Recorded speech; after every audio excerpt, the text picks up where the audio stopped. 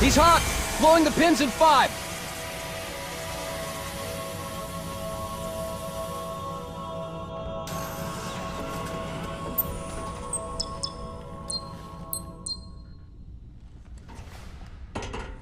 Halo, the Master Chief Collection, is one game, but 4 Halos. That means 4 full campaigns, 4 games worth of competitive multiplayer, and a whole bunch of Forge to boot. It's a lot, and as a pure bang-for-your-buck proposition, it's hard not to recommend. Jumping back into a campaign is like traveling back in time or opening a time capsule, depending on your age. It takes a while to get your bearings, but once you're dialed in, all the thrills of yesteryear come rushing back.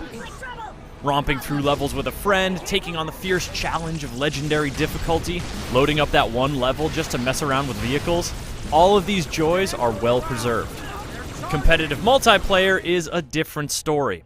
Once you're in a playlist for a given game and have gotten the hang of which pistol you're using, these matches can channel the excitement and tension that so many have enjoyed over the years.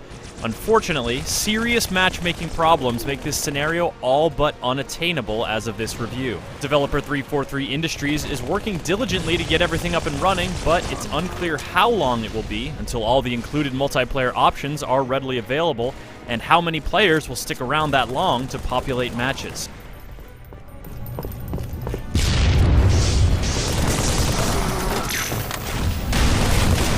These issues make the Master Chief Collection much more difficult to recommend, but there's still a lot to enjoy here, especially in Master Chief's 4 galaxy-spanning adventures.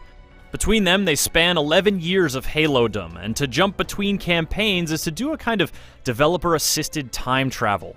You're not changing controllers or swapping discs, and all the missions are unlocked from the get-go, so you're free to mix and match easily from the clear, intuitive menus, or use one of the preset playlists that does the mixing and matching for you. It's a novel feeling to have so much Halo laid out before you, and the crisp organization of it all serves as a great template for other series that might dare to assemble collections of their own. And yet, for all the logistical smoothness, there's a certain shock in transitioning between the campaigns.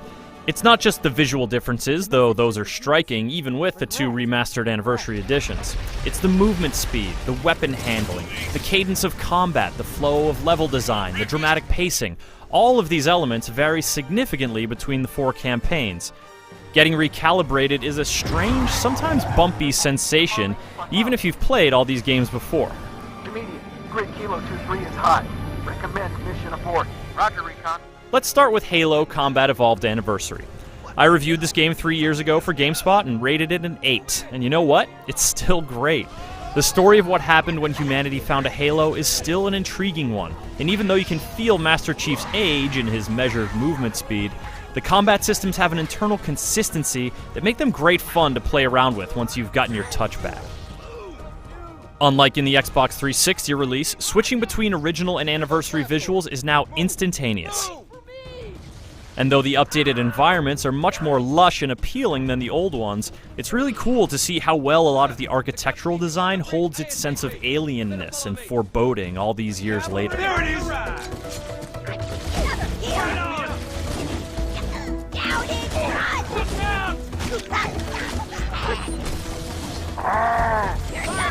Perhaps the most notable entry in the Master Chief Collection is Halo 2 Anniversary, as it's the first appearance of this legendary yet somewhat contentious sequel in its remastered form.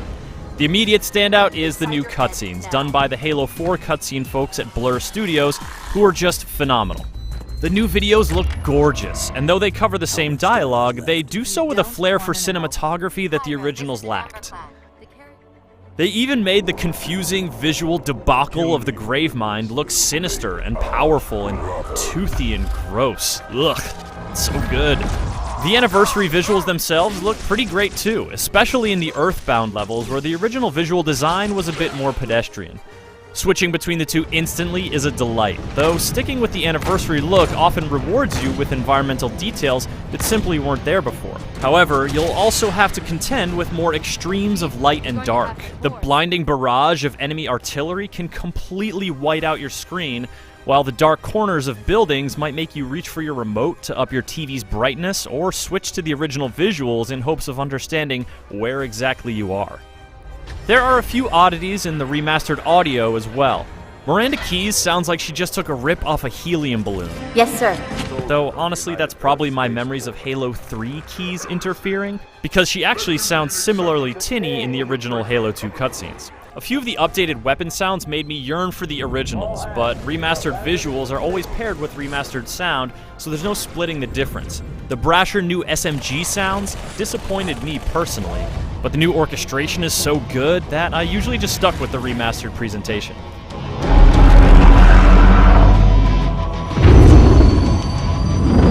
That's right, you mothers! Run! Not if we can help it, Sergeant. Extract the chief and return to an amberclad. Roger that. Halo 3 is still pretty fantastic, though you'll likely wish Blur had taken a whack at it when you see the original cutscenes. Regardless of the lack of remastering, the game still looks pretty solid, given that it came out 7 years ago. God, I'm old. But the real joy of playing Halo 3 is the feeling that this is the Halo when Bungie really nailed what Halo was all about. Not just designing levels that flow between diverse areas in a pleasing cadence, not just making vehicles available on levels that are playable on foot as well, and not just giving you a powerful yet simple array of combat tools.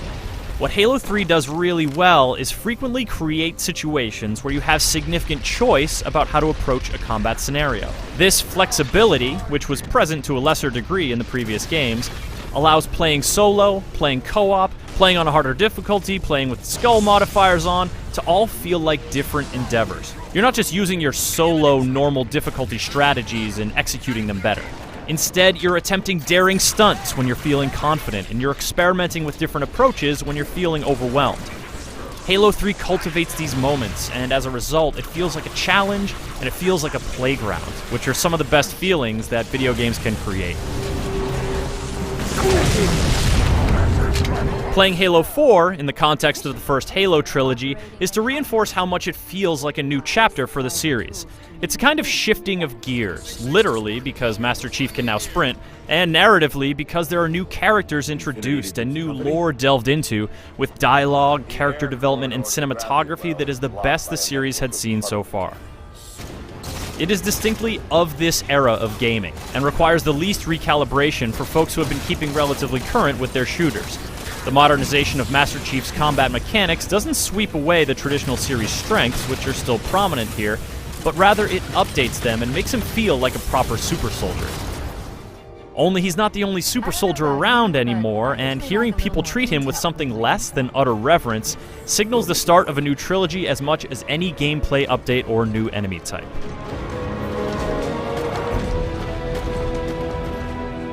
This new trilogy, progressing next year with the planned release of Halo 5 Guardians, also appears in other places in the Master Chief Collection. Entirely new cutscenes for Halo 2 and a number of new terminals to be found cover events that will presumably become relevant in a future release, voiced as they are by Agent Locke, the new protagonist for Halo 5. These help contribute to the cohesiveness of the collection as a whole and engender the sense that this nostalgic package is also forward-looking.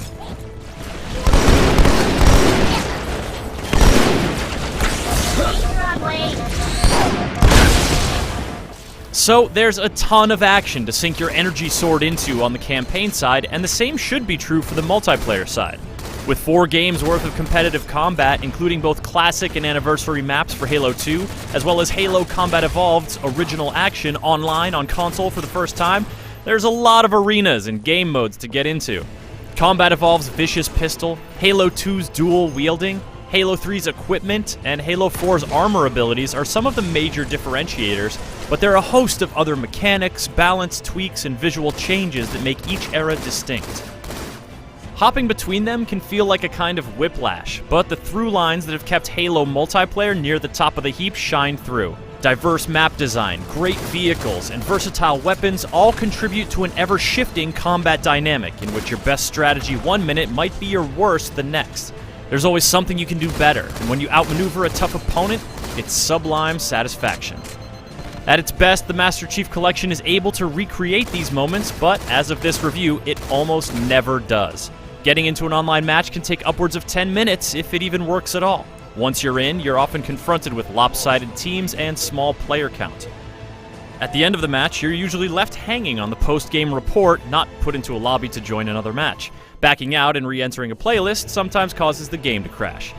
It's a mess, and the developers have removed playlist options while they work to issue improvements to get this thing back on track.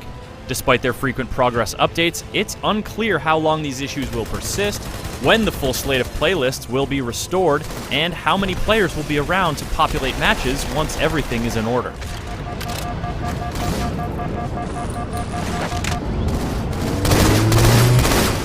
Reviving and remastering campaigns is a tricky endeavor, and the Master Chief Collection has done so with aplomb. Trying to recapture a multiplayer audience is an even trickier proposition, and serious launch problems are a serious blow to the collection's ambitions. As a way to relive the grandeur and mayhem of Halo's campaigns, the Master Chief Collection excels, but when it comes to recapturing the thrills of its online competition, it has a long, long way to go.